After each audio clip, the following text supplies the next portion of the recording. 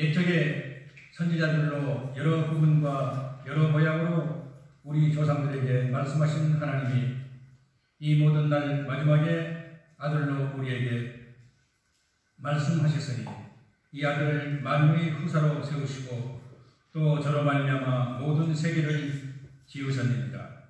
이는 하나님의 영광의 광채시여 그 본체의 형상이시라. 그의 능력의 말씀으로 만물을 붙드시며 죄를 정결케 하신 일을 하시고 높은 곳에 계신 위엄의 우편에 앉으셨느니라. 저가 천사보다 얼만큼 뛰어남은 저희보다 더욱 아름다운 이름을 기업으로 얻으셨으니 하나님께서 어느 때에 천사 중 누구에게 내가 내 아들이라 오늘날 내가 너를 낳았다 하셨으며 또 다시 나는 그에게 아버지가 되고 그는 내게 아들이 되리라 하셨느뇨. 또 맏아들을 이끌어 세상에 다시 들어오게 하실 때에 하나님의 모든 천사가 저희에게 경비할지어다 말씀하시며 아멘. 우선 다 같이 기도드리겠습니다. 사랑의 하나님, 부족한 종을 이 자리에 세우셨사오니 주님 입술을 아버지 주장하시라. 아버지 파수꾼을 세우시고 꼭 선포될 말씀, 주님이 필요하신 말씀만 선포될 수 있도록 부족한 종을 붙잡아 주옵소서. 이 모든 말씀 살아계신 예수님의 이름으로 기도합니다. 아멘. 자, 오늘 우선 옆에 계신 좌우에 계신 분한테 메리 크리스마스라고 전해주실 수 있겠습니까? 메리 크리스마스. 전혀 반갑지 않으신 것 같아요. 다시 한번 크게 메리 크리스마스. 메리 크리스마스. 이 크리스마스는 2000년 전에 예수님이 이 땅에 오셨을 때 우리를 예수님이 구세주로 오신 것을 믿게 하고 그 발자취를 따라가기 위해서 이 크리스마스 날이라는 게 정해져 있고 그렇게 저희들을 믿고 기념하고 지키고 있습니다. 많은 사람들이 우리 생각과 다르게 세상 사람들은 다르게 크리스마스를 생각하는 것 같아요. 세상 사람들은 오늘이 축제고 그리고 오늘이 모든 기업의 40%를 매출이 생기는 아주 귀한 날이에요. 그렇기 때문에 선물을 주고 받고 자기 선물 사고 또 선물 받은 걸 또 뜯어보는 그 기쁨으로 크리스마스를 많은 사람들이 해피 할리데이라고 부릅니다. 크리스마스에 예수님이 빠져있고 예수님이 빠져있는 가중에서 자꾸 교회를 핍박하게 되고 힘든 시간이 다가옵니다. 이럴 때일수록 우리가 정신 차리고 하나님의 말씀을 잘 따라가야 될 것 같은 생각이 듭니다. 이번에 저희들이 LA에서 시작해서 마이애미 끝에서 뉴욕을 거쳐서 나이가라 폭포를 거쳐서 시카고 이렇게 도는 도중에 뉴욕을 잠깐 들린 시간이 있었어요. 그날이 평일날이었는데 뉴욕의 시에 들어가자마자 사람들이 너무나 많이 차 있고요. 거기 모습은 진짜 광란의 시간이었어요. 사람들이 막 얼굴에 모자 쓰고 정말 그 타임스퀘어에 사람들이 너무 많이 차 있어가지고 발도 못 디딜 정도로 사람이 차 있더라고요. 그 사람들은 자기가 주인공이고 예수님은 안 계시고 자기가 주인공이 되고 그 사람을 즐기는 지옥불에 들어가는 불나방처럼 모여드는 그런 모습이었어요. 근데 그걸 보고 나오면서 네바다의 라스베가스는 비교가 안 돼요. 아마 크리스마스 오늘은 더 하겠죠. 아마 경찰이고 거기에 통제하는 사람들은 너무나 많은 자리에 있을 거예요. 그것을 보면서 저희들이 기도하고 있는데 속에 있는 성령님이 참 얼마나 슬프시고 한탄하시는 그 느낌을 저희들은 느낄 수 있었어요. 그래서 뉴욕에 도착하진 않고 뉴욕을 그 자리를 타임스퀘어를 계속 돌면서 계속 방언으로 기도하고 기도하다가 돌아온 적이 있었는데 그걸 얘기하는 게 아니라 저희들이 달아가면서 올수록 누가 지금 주인공이냐 크리스마스의 주인공이 누구라고 생각하세요? 예수님이십니다. 그리고 또 저희들이 2000년 전이 아니라 그 전에 예수님이 오시기 전에 4000년 전부터 창세기부터 말씀하신 창세기 3장 15절에 하와의 자손과 뱀의 자손들, 그 자손과 원수가 되겠다고 예언하고, 그리고 예수님이 오시겠다고 예언했던 그 4000년 전의 예언을 사람들은 믿질 않았어요. 메시아가 올 거라는 생각을 하고 있었지만, 구세주 메시아가 올 거라고 생각했지만, 예수님이 진작 이 땅에 탄생할 때는 목동 맷사람과 동방 박사들과 그 외에는 예수님을 환영하는 사람이 없었습니다. 이사야 7장 14절에 주께서 친히 징조를 너에게 주실 것이라. 보라, 처녀가 잉태하여 아이를 낳을 것이니 그 이름을 임마누엘이라. 400년 전에, 예수님 태어나기 400년 전에 예언했던 게 그 말씀입니다. 이사야 9장 6절에도 똑같은 말씀이에요. 아까 봉독하셨던 말씀에 똑같은 말씀입니다. 그런데 사람들은 예수가 온 곳이 그냥 인간이라고 생각하고 하나님이라고 생각하지 못해요. 제가 대학교 다닐 때까지 철저한 불교 신자였습니다. 꿈이 주지스님이 되는 게 꿈이었어요. 불교를 잘 알고 사찰을 잘 알다 보니까 정말 물질적으로 자기 마음대로 하시는 게 주지스님이시더라고요. 그래서 내 꿈이 난 크면 주지스님이 되겠다. 그런데 그때 어느 돌팔이 스님보다 법구경이나 법전에 대해서 많이 합니다.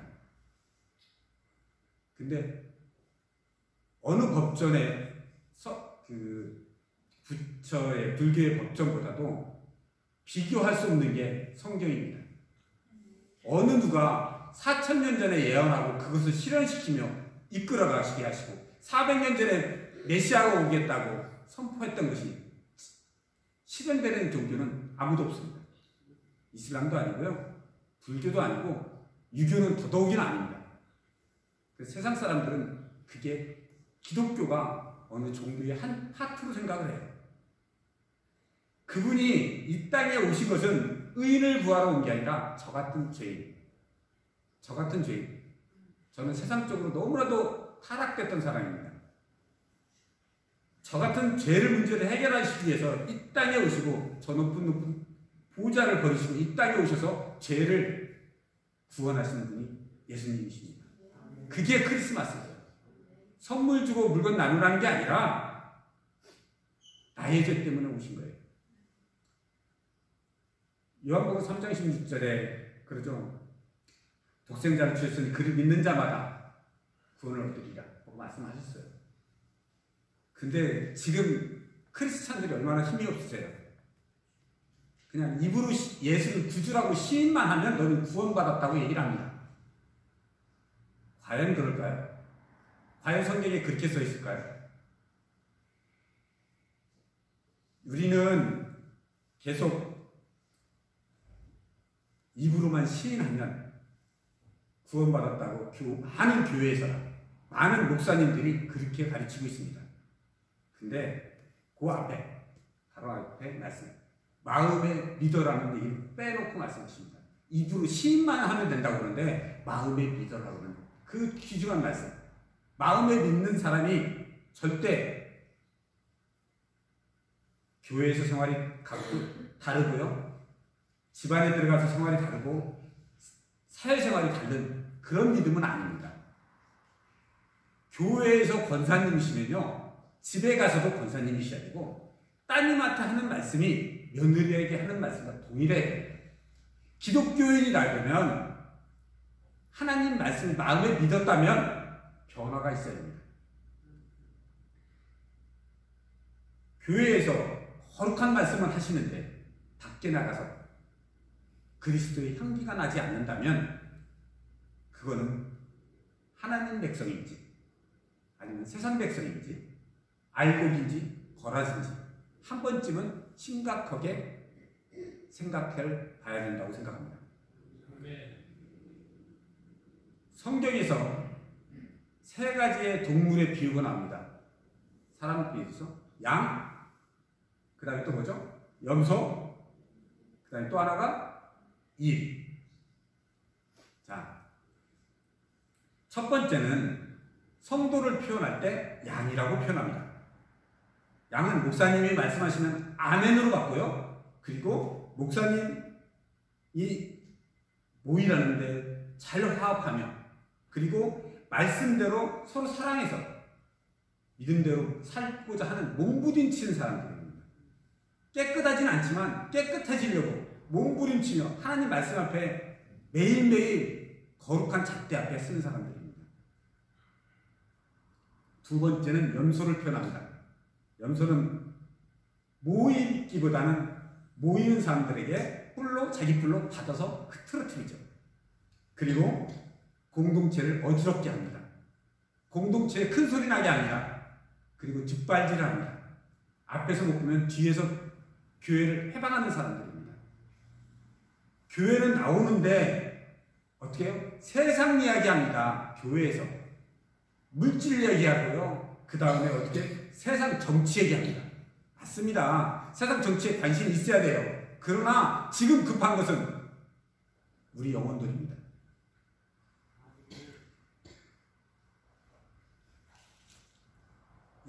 염소는 사람을 볼 때 사랑으로 보지 않고 사실을 보고 정죄를 합니다.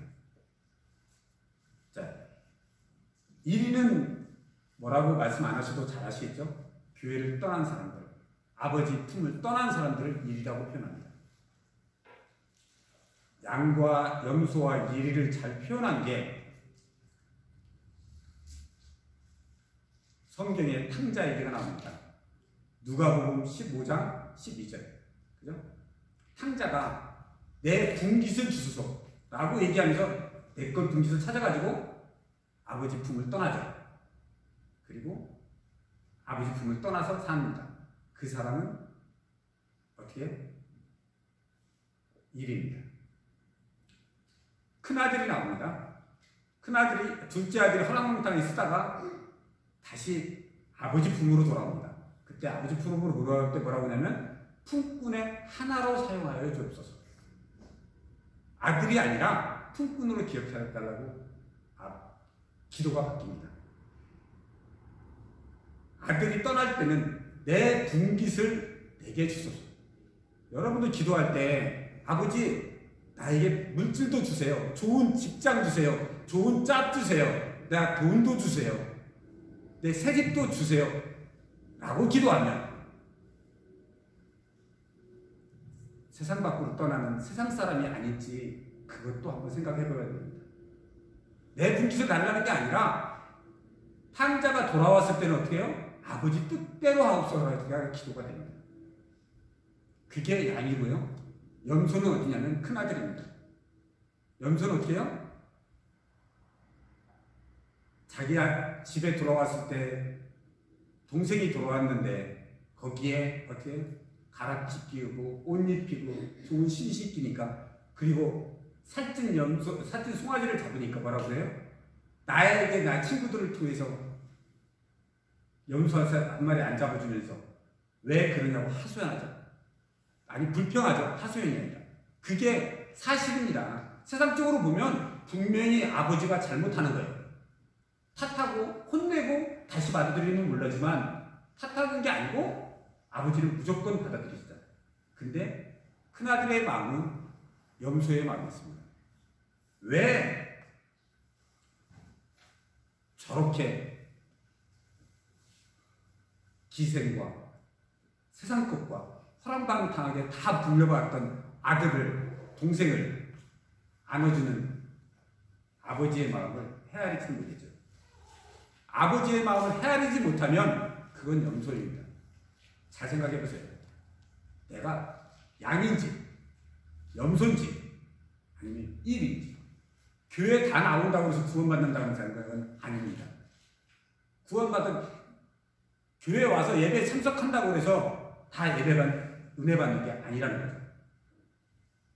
마가복음 14장 36절에 하나님께서 어떻게 기도하죠? 겟세마네 동산에 가서 기도하실 때 아버님은 모든 것이 가능하오니 이 잔을 내 제에서 옮겨주옵소서. 그러나 내 뜻대로 하지 마시옵고 아버지 뜻대로 하옵소서. 기도가 내가 원하는 건 있지만 하나님이 원하시는 것이 이루어지는 게 기도입니다. 그게 관계회복이에요. 내가 뭐 달라, 뭐 좋은 차 주세요, 우리 아들 좋은 직장 가주세요, 나 좋은 건강 회복돼서 그것도 중요하지만 아버지와의 관계, 아버지 뜻대로 관계가 회복되는 것이 그게 바로 하나님이 우리에게 원하는 기도입니다. 무엇을 달라, 무엇을 해달라, 그것도 중요합니다. 필요해요. 그러나 이제는 저희들이 새해에는 조금 다른 기도, 하나님의 은혜가 되는 그런 기도가 있었으면 좋겠어요.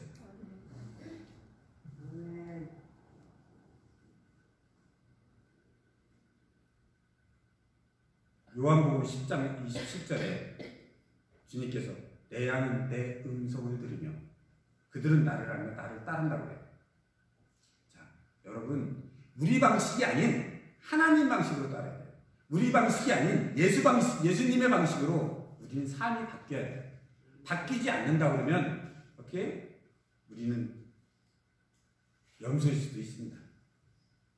요한복음 3장 3절에 보면 니고데모가 야밤에 예수님을 찾아옵니다. 그때 뭐라고 하셨죠? 예수님께서 물과 성령으로 거듭나지 아니하면 너희들은 하늘나라에 들어갈 수가 없다. 니고데모는 신학자입니다. 목사일 수도 있고요, 장로일 수도 있고 아주 박식한, 아주 하나님의 말씀을 존경하며 따라갔던 신학자이고 연구자입니다. 율법자이고. 그런데 니고데모에게 뭐라고요? 네가 물과 성령으로 거듭나지 않으면, 하나님 믿은 후와 믿기 전과 믿은 후가 확실하게 변하지 않았다면 우리 믿음이 잘못될 수도 있다는 겁니다.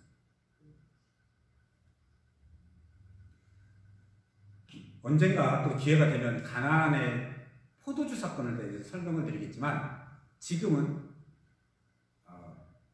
우리가 양과 염소와 이리를 설명하기 위해서 다시 설명드리겠습니다.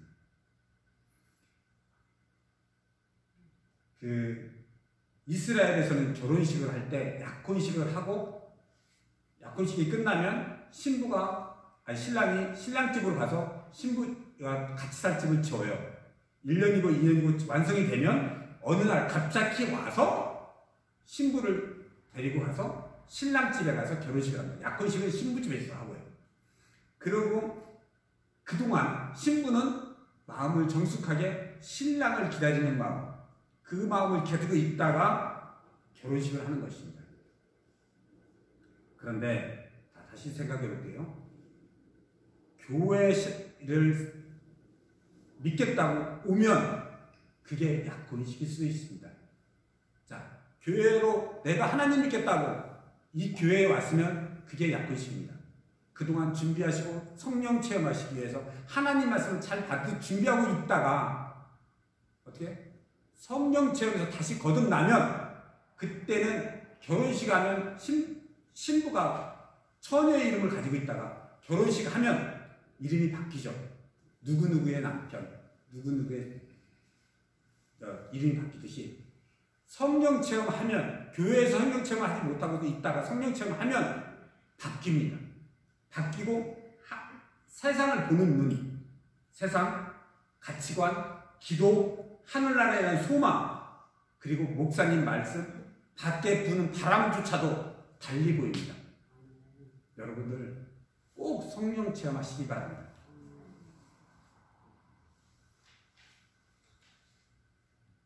성령 체험하면 가장 또 바뀌는 게 뭐냐면 전도를 하게 됩니다. 하나님 말씀은 안전할 수가 없어요. 가슴에 뜨거운 불이 일어나서 저는 안전할 수가 없어요. 마가복음 10장 16절에 보라 내가 너희들을 보내니 양을 이리 가운데 보낸 것 같다. 예수님께서 전도하러 보내는 제자들에게 너희들 양을 이리 가운데 보내는 것 같다고 했습니다. 염소를 보낸다고 하는 게 써있지 않아요. 염소는 전도하지 않습니다. 여러분 당장은 물어볼게요. 2021년도 오늘 거의 끝나갑니다. 여기 계신 많은 성도님들 계신데 2021년도 끝나갑니다. 단 한 번이라도 몇 사람이라도 전도를 해보셨나요? 단 한 번이라도 예수님 믿으세요.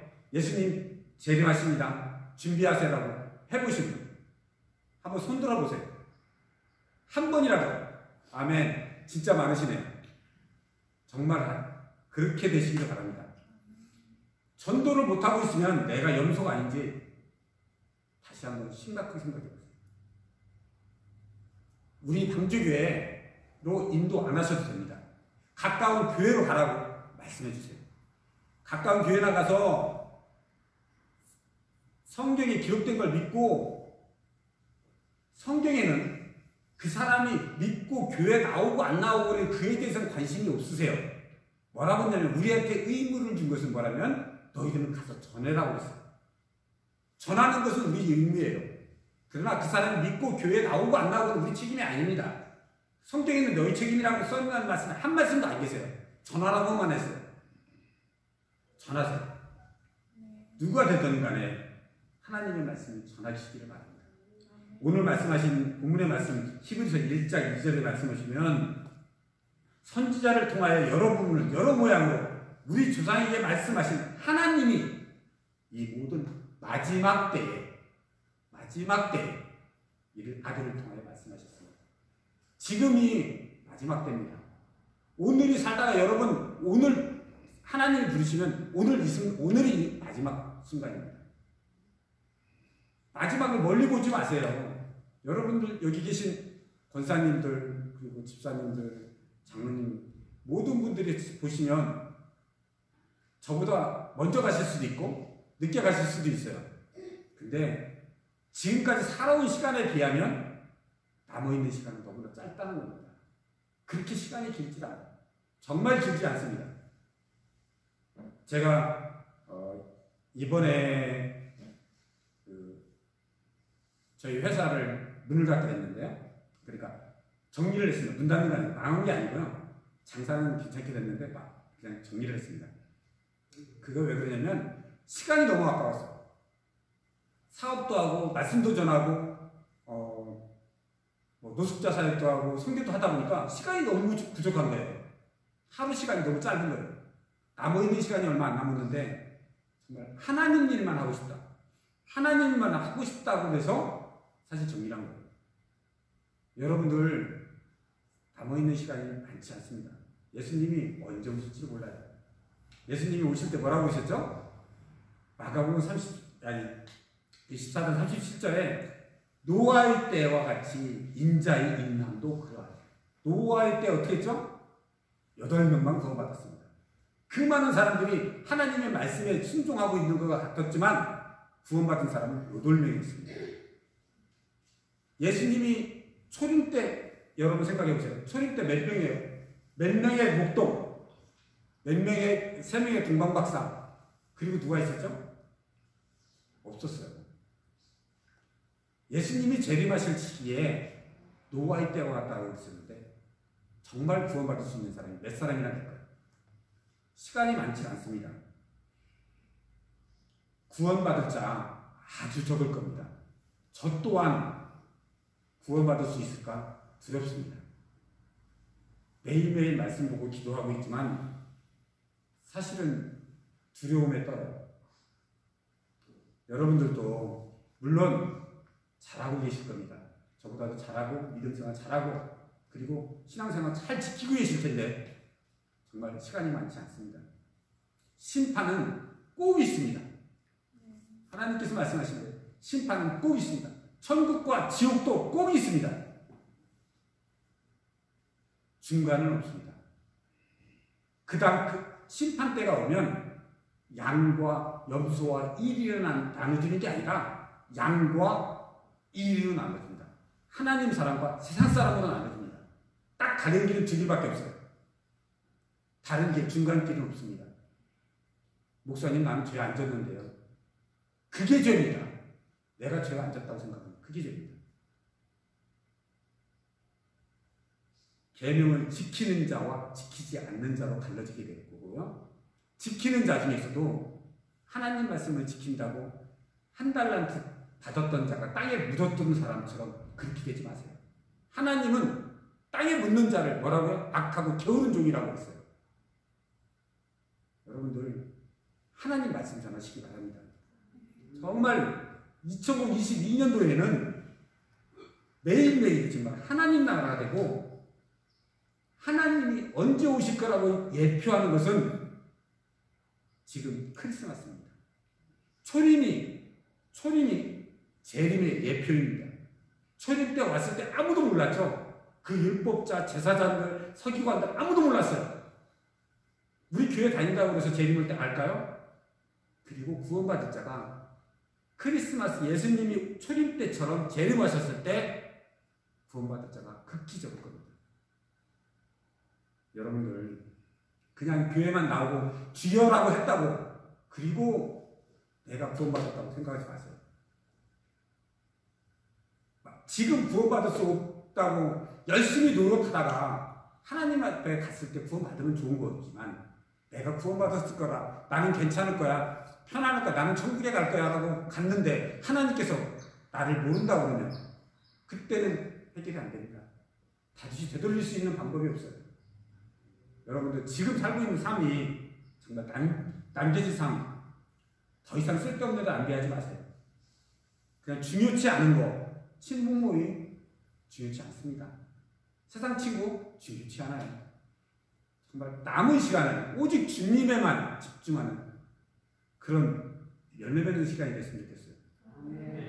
자, 2022년도에 여러분 복 받으시죠? 아멘. 우리 교회에서 딱한 권사님만 그러면 복 받고 싶지 않으세요? 자, 복 받고 싶은 비결 내가 시큐리티를 알려드릴게요. 첫 번째, 11조를 꼭 하세요. 또 여기 계신 분이 그럴 거예요. 또 목사님이 또 같은 편이라고 또 11조 얘기하는구나. 아니요. 저는 11조 듣는 거 저하고는 아무 상관이 없습니다. 그러나 제가 경험을 해보니까 11조 했을 때의 축복과 11조를 안 했을 때의 축복이 하나님 말씀을 하나님이 나의 삶의 주인이냐 아니냐를 결정을 해요. 오직 하면 하나님께서 말라기 3장 10절에 너희들은 온전한 11조를 나의 창고에 들여 나를 시험하라고 했겠어요. 이슬람교도요, 불교도요, 자기를 시험하라고 말씀한 신은 아무도 없습니다. 오직 하나님만 너희들은 나를 시험해봐라. 내가 쌓을 곳이 없는 축복을 너에게 주지 않나 봐. 말씀하세요. 여러분, 내년에는 꼭 11조를, 온전한 11조를 드리세요. 그러기를 부탁드립니다. 축복받는 예배를 11조를 드리세요. 두 번째, 예배를 빠뜨리지 마세요. 어떤 일이 있어도 예배를 빠뜨리지 마세요. 어떻게 해요? 여호수아 1장 8절에 말씀하시잖아요. 너희들은 기록된 것을 지켜 행하라. 그리하면 너희들이 형통하리라. 어떤 일이 있어도 예배를 빠지지 마세요. 여러분들 남아있는 삶의 시간 동안 예배 몇 번이나 드릴 거라고 생각하세요? 무한정 드릴 줄 알았는데 팬데믹 때문에 예배도 드리지 못했잖아요. 앞으로도 그럴 겁니다. 앞으로 있는 그 시간을 힘써 예배 시간 지키세요. 예배 시간에 은혜 받으시기 바랍니다. 자, 세 번째. 첫 번째는 뭐라고 했죠? 11조. 두 번째는 그렇죠. 예배 시간. 권사님 참 말씀하십니다. 예배 시간. 세 번째는 기도를 빠뜨리지 마세요. 시간을 정해놓고 기도를 하세요. 가능하시면. 쉬지 말고 기도하고 정말 하나님과의 그게 하나님과의 나의 관계성이 그리고 하나님을 향한 내가 방향성이 정해지는 거예요. 기도로 인하여.